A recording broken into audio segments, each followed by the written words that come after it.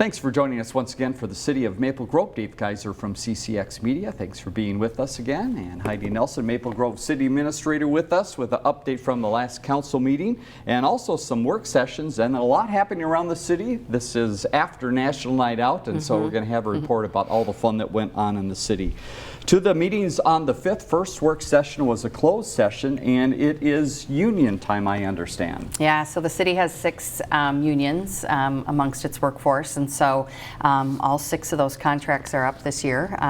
So we're going to be beginning negotiations here as we get into early fall. And so just wanted to visit with the council and kind of review where the city sits with our comparable cities in terms of wages and benefits, and get a sense of the direction of the council before we head into those negotiations. So good discussion there, and then likely you'll see more items come forward on the council agenda into the fall months with regard to union contracts, that type of thing. Is this a normal occurrence to have all 6 at the same time? Yeah, we try to do that. Okay. We like to have everybody up at the same time, and we always strive to get 3-year contracts. It's a lot of work. Yes. And intensive time for staff to be negotiating contracts, and a lot of data review that's required. And so if we can have all of our contracts up at the same time and try to get 3-year deals, I think it helps the city out. Very good. Next meeting on the 5th was a work session to talk about, believe it or not, the budget. The process is underway. Yep. Give us a first sneak peek at the budget. Yeah, so this was our first budget work session for the 2025 general fund budget. A few components here driving, budget this year. Certainly our cost of health care. We went out to bid. Our contract with Health Partners for city employee health insurance was up, and so we went out to bid for that. We've had some pretty high claims experience in the last few years, and then I think just with what everybody's experiencing is the cost of health care continues to rise. And so we were looking at about a 28% increase in premiums for health insurance, and so that drives what the city contribution is to that. So there's a PowerPoint in the packet out there under the work session with a lot of information about what came back on our bid for health insurance there. Wage pressures, of course, we did a comp and class study a few years ago, and continue with our implementation of that, and then just operational costs, utilities, those types of things, cost of goods. So those are some of the bigger drivers in the 2025 budget proposal. A few new positions being asked for, another accountant in finance.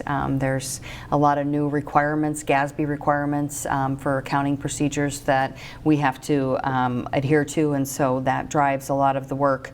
Some of the things that have been approved by the state legislature add layers to us in terms of earned sick and safe time, and the new paid family leave. Those types of things require additional documentation on part of our staff, not only in finance. We're also seeking another position in HR, just support there, the need to focus on more training and development for our supervisors, and again implementing new policies, those types of things. A code enforcement position. This was actually part of our strategic goals in the last 2-year time frame, is to add some resource there. Just an aging community and wanting to keep up on the code issues in our residential neighborhoods, but also be a little bit more proactive in our commercial districts. And so a lot of work there, so adding a position there. So a couple positions that don't really have an impact to the general fund. An arena technician for the 3rd G device, that would be sort of a mid-year hire. That arena planned to come online in the fall of 2025. And then a transit planner. So there's new dollars that are coming to us for transit purposes and active transportation, so trails, those types of things. And so that position would assist with those types of opportunities, and that would be paid for through the transit dollars that come to the city. No general fund tax levy impact there. So lots of moving pieces in this budget. This one was a trick to put together. Lots of information out there in that work session packet, a good PowerPoint that kind of puts a good summary to what we're looking at for this year. But more discussion to come. We didn't get through everything. We were kind of limited on time. So on August 19th, we're planning another probably a couple hours of work session time to move through the rest of it and allow council to provide some good direction there. So more to come on the budget, but encourage people to get out and look at that work session packet online for more information about kind of what the proposal is for 2025. Great, and we'll give you that recap the next time we get together. To the council meeting on August 5th. It was about an hour in length. One item pulled from consent, and that had to do with the Arbor Committee, a few new members. Yeah, so we had a couple vacancies on the Arbor Committee, and so this is to approve the appointments of Zachary Clare and Ellis Richards to the Arbor Committee, and they come with some great background and experience there, both in the private sector, and then also Zach works for Deed, so that's some good perspective on business in Maple Grove. So Sure. That rounds out our Arbor Committee for now, and so we're really grateful that both Zachary and Ellis stepped forward to serve the community. Welcome to both of them. Next item was some special guests that came to the council meeting with some crowns on, and that was the ambassadors that are getting out and about after Maple Grove Days. Tell us about their presentation. Yeah, so they came to the council. We had Jessica Fowler and Sydney Leeser there. Olivia Plood wasn't able to be with us that night, but so Jessica and Sydney talked about kind of their first, few weeks of, or I guess I should say month or so of being a Maple Grove ambassador. They've already done 14 events, Oh my so they've been goodness. busy. They were with us, National Night Out, both yesterday during the day for the picnic, but also went out to neighborhood parties last night. So they are already in the swing of things. So that was great to have them with us and tell us how that's going. They have a busy year ahead of them. And then this was also an opportunity for the council to recognize Program Director Jillian Larson and Associate Director Rebecca Key. Right. They're stepping down from that role. They've been with the program for 10 years and have given so much back to the Maple Grove community and to the Maple Grove Ambassador Program. So council and staff very appreciative of both Jillian and Rebecca, and hopefully, we're going to miss them, but hopefully they'll stay present in the Maple Grove community in some ways as well.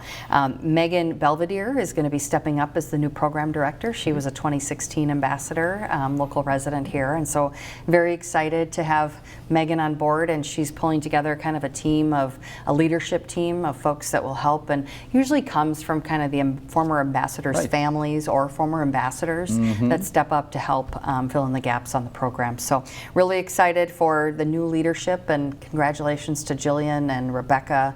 We're so appreciative of everything they've given back to this community, and look forward to the future with Jessica, Sydney, and then with Megan leading the program. They will be busy throughout the rest of the year. Next item from the meeting on the 5th was liquor violations, and there were 3 from some compliance checks that happened back in June. Give us the recap of that discussion. Yeah, so just as background, our police department is out twice a year doing compliance checks, and this is really for sale to minors that we do compliance checks for with an underage decoy. And so during this process, 3 failures: Hilton Garden Inn, Polly's, and then Teresa's Mexican Restaurant. Each of these, this was their first violation in a 3-year period, and so the penalty for that under city code is a 2-day suspension and a civil penalty of $2,000. So each of the business owners were there to talk with us. We always want to hear, so what are you going to change so this doesn't happen again? And they talked through that, and so those were approved, and that'll come forward on the next agenda for final approval, and then we'll work with the businesses about those days of suspension going forward. And just an important note for our, the business community out there, we do offer training, and we require that you send your employees to training. So we really encourage our businesses to take advantage of that. It's a big investment on behalf of our licensing staff as well as our police department. And so our mission is to get through a compliance check process with no failures. I think we always worry, this was when we were there. What's happening when we're not there? And the state of Minnesota makes it easier than it can't be any easier. If you're underage, your license is vertical. It says under 21. So if the server is looking at the license, it should be real easy for them to make that discernment about whether they should be serving or not. So just always good reminders out there for our liquor license holders in the community. A few public hearings at the meeting on the 5th, and one had to deal with a business that might be getting ready to do some of that training, and that is Grackle. Tell us again about the location they're planning to come into and this step of their process of getting ready. Yeah, so this is going into the former Wahlburger space there, kind of the 4th corner of Arbor Lakes, right at the Village, the corner there. Really excited about this one. This is Margie's Craft Kitchen and Cocktails, that family from Andover. That has been a wildly successful business up in Andover. I have a lot of Anoka County friends that love Margie's up there. And so we're really excited to have kind of a, we hear a lot about, wanting different options than a corporate chain in Maple Yeah. Grove, and we love those businesses as well, but this is sort of a family-owned, independent operator that has a great track record up in Andover, and so we're really excited to welcome Grackle there. So this was their liquor license got approved. They're not making a lot of modifications to the building, more aesthetic things. That was a pretty new building over there, and pretty nice building. That Wahlberger building was in good shape. So they're going to make some just some minor aesthetic modifications, and then they did state that they plan to be open, maybe by second week of September or something. So that's pretty quick Yes, here. that is But fast. yeah, we're really excited about this one coming to town, and it'll be a great anchor to that corner. Second public hearing dealt with a process that's ongoing for the Hindu Society. Give us an update of where they are through their planning process and, again, eventual construction. Yeah, so this is for their education community center up there as they continue to build out their master plan for the Hindu temple for the Hindu Society of Minnesota. So we had to just kind of relocate a sanitary sewer line there and to allow that construction to happen. So that project will move forward here and allow them to get going with construction. Next, community economic development items. One item here was Arbor Lakes Active Adult Planned Unit Development. Give us a little look at where this is and a little bit of change to the site of the planning for it. Yeah, so we're back at the Village Arbor Lakes, kind of that fourth corner there. This originally had been planned to kind of use that entire parcel that's just south of the reserve, kind of north of that North American Bank is right there on the corner of Starbucks. They originally had been looking at doing some memory care, more continuum of care with senior housing. There's been some building code changes that make that construction of that memory care, continuum of care a little bit more costly to the development community and a little bit more challenging to get done. Those are some state building code changes. And so the developer here, Doran Companies, made a change to just do independent living, active adult senior. And so 124 units of 55 plus senior market rate that'll be available to folks there. Very attractive looking building, some underground parking. It'll be a nice unit. They talked about some of the amenities in that project, which are pretty high. They have the Reserve just across the street to the north, which is a little bit like resort living. They're a very nice rental community. So this will leave a lot kind of on the west side there, right up against Hemlock, south of Arbor Lakes Parkway. For future development. They talked about maybe a medical office, maybe more retail strip, maybe a senior co-op, that type of thing. They have some interest there, but nothing finalized yet. So this project will move forward with construction of 124 units of market rate 55 plus senior apartments. All right, watch for that to come up out of the ground. Now a few department updates from different areas. The first was Community and Economic Development, talking about the Planning Commission and some items that are coming up. Not a specific date though. Yeah, so it looks like this will probably come at the first meeting in September for Planning Commission. A residential development, this is 7 lots out in the southwest corner of town, kind of in the Elm Road area. It's Elm Creek Vista. This was in front of the Planning Commission. There were some concerns raised, I think primarily around drainage and that type of thing, and so developers kind of taking another look at those, and that'll come back. And then we have a zoning text amendment that deals with some garages in the subdivision ordinance, like with a lot split or a new lot. So those two things probably at the September 9th meeting, but stay tuned to see if everything gets sorted out for that to come back. Next, Engineering and Public Works, and one update here, it's that time of the year where seasonal employees are heading back to school. They are. We really rely on the college crew to come in and help us for the summer, and it's a great job for folks that are going to college. They can earn some good money over the summer months and help us out with maintaining streets and parks throughout the year. We hire, anywhere, 40, 50 seasonal workers throughout the summer months. So they're all heading back to college, and so we're losing that effort. So now we'll shift some of our full-time staff around and off some other projects that they focus on for the summer to make sure that we're keeping those boulevards and everything in shape as we head into the fall months. And the last update was your update talking about National Night Out. That was a night ahead of the event. You were talking about get ready. There's a lot, and there was a lot. Give us the recap now that we're a day after. Yeah, such a great day yesterday. Yeah. I mean, we couldn't have asked for better weather. It was cooler, the rain had stopped, and everything was amazingly pretty dried out. So everything was working well in Maple Grove to get that rain moved through pretty well.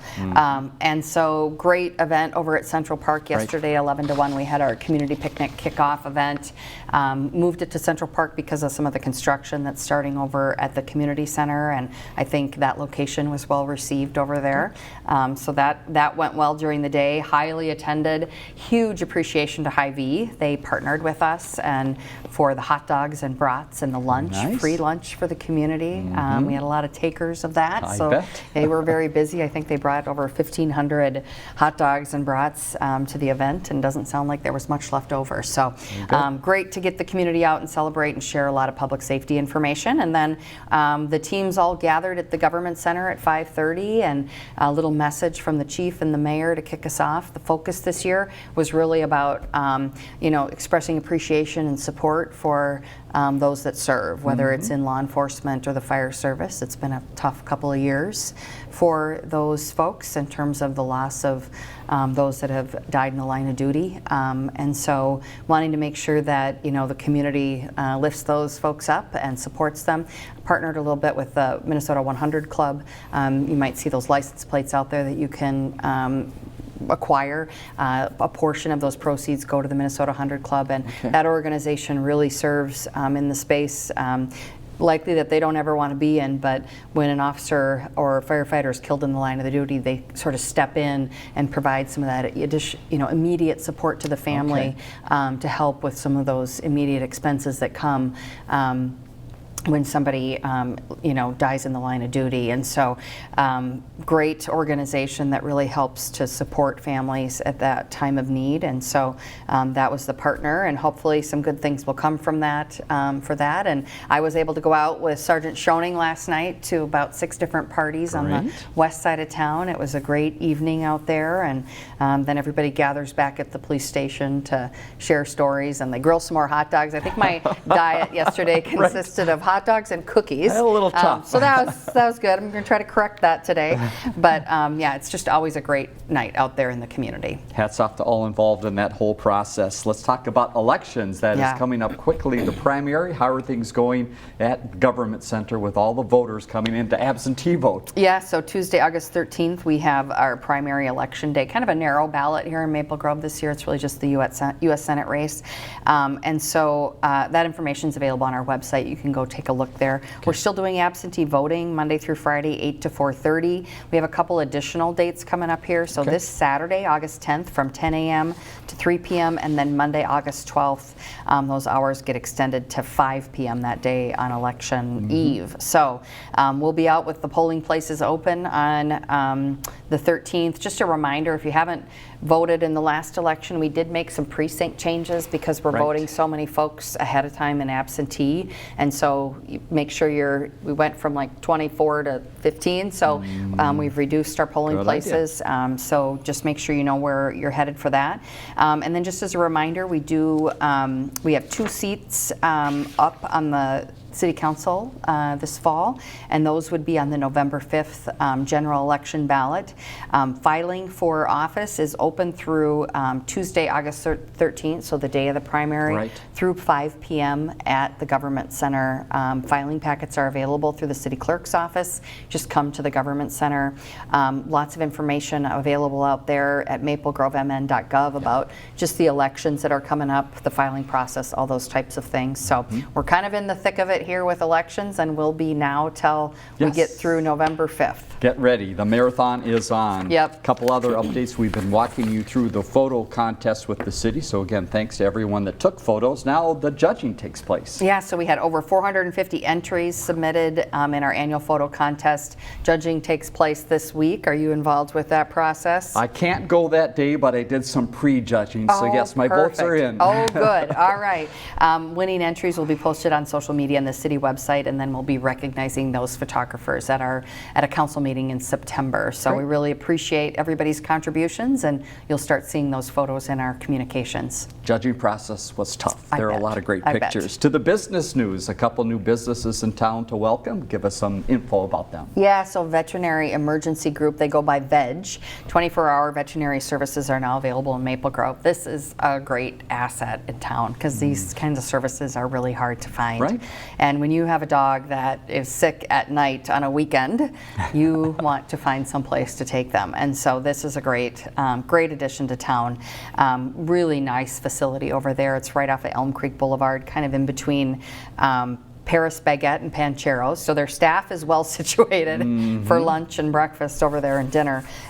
So just a great addition, great team over there. We're really excited about this one. We're talking with them about our pups operation. We have a lot of need for veterinary services there, and a lot of times things are happening 24/7 over there. So they were very willing to reach out and work with us on some of those things. Excellent. So great addition to town.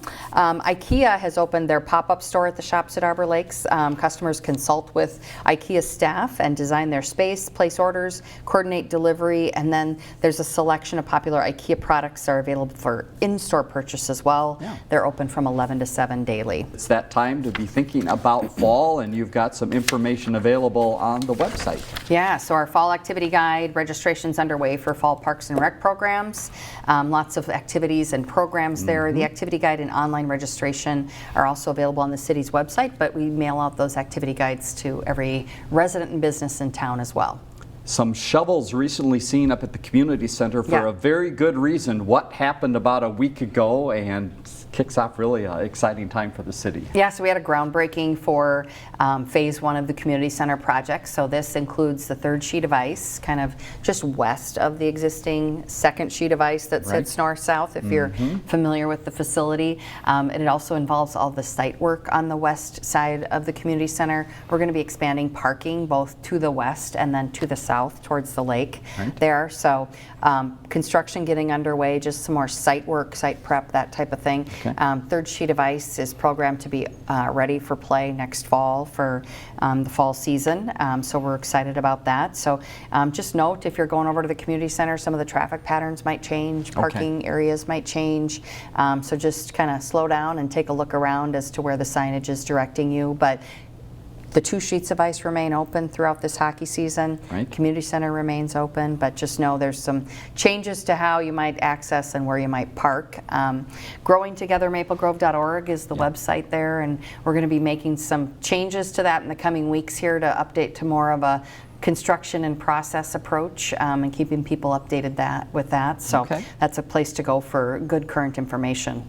Next update, different type of skating than what you'll see at the Ice Center. This is skating on some wheels. Where's this happening? And it is going over pretty well, I understand. Yeah, so this is on the skating loop with no ice here in the summer over at Central Park. Super fun. So 2 free roller skating events, Friday, August 9th and Friday, September 16th. The events run from 6 to 8:30 p.m. We do have about 200 pairs of skates in various sizes available to borrow at no cost.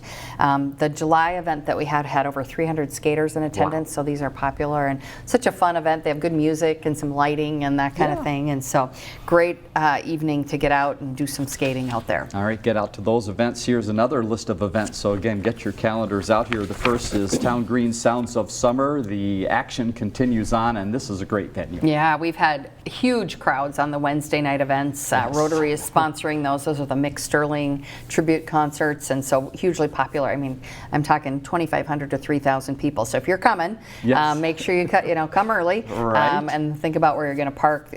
Of course, the ramp north of the library is available to you, on-street parking, the government center, all those types of things. So Monday and Wednesday music performances at 7 p.m. and then we have continue with the child and family-friendly entertainment Thursdays at 10:30 a.m. and then movies are on Friday nights at dusk. So make sure you catch some of these last concerts and events here as we move through August. Next place to go is the Farmers Market, again at that new site out by Church of the Open Door, but it's a special week nationally for these markets. They're recognizing all the fun that goes on at these, and your market again is at a great anniversary too. Yeah, so this is the National Farmers Market Week, and so we've had 20 years of the farmers market here in Maple Grove. And so some of the fun activities this Thursday, so that's going to be tomorrow night. We're taping this on Wednesday. Games, coloring, mural, and giveaways. And just a reminder that farmers market is open from 3 to 7 on Thursdays up at Church of the Open Door right now because of the community center construction project. So encourage people to get out with family and friends for a great outing. Yeah, time of the year that a lot of those crops and produce are coming in, so get there and make your purchases to the community center and the outdoor pool. Again, still time to get in there and get wet. What are the dates and things we need to remember? Yeah, so it's open daily from 10 to 6, and that's through Labor Day. Okay. Everybody in the pool area must have a wristband, whether they're swimming or not. And then we just encourage and require that parents, children under 42 inches must have an adult within arm's reach, and one adult can supervise 3 children. Super important there in the pool. If you're a music fan, here's a big event to put on your calendar, and this one's over at Central Park, and the Lions are the key group behind this activity. Yeah, so Rockin' the Grove is Friday, September 13th over at Central Park. This is that concert put on by the Maple Grove Lions Club. One-day music festival includes live music, food, and beverages. This year, Hairball returns as the headliner with Weekend Rockstar as the opening act, and tickets are available at maplegrovelions.org. Yeah, a great way to support the Lions as well. Final note to pass along, it's that time where we talk about the state fair and some great news we've passed along in recent programs. The buses are back. When? Yeah, so State Fair starts on August 22nd. We're so excited to have bus service back.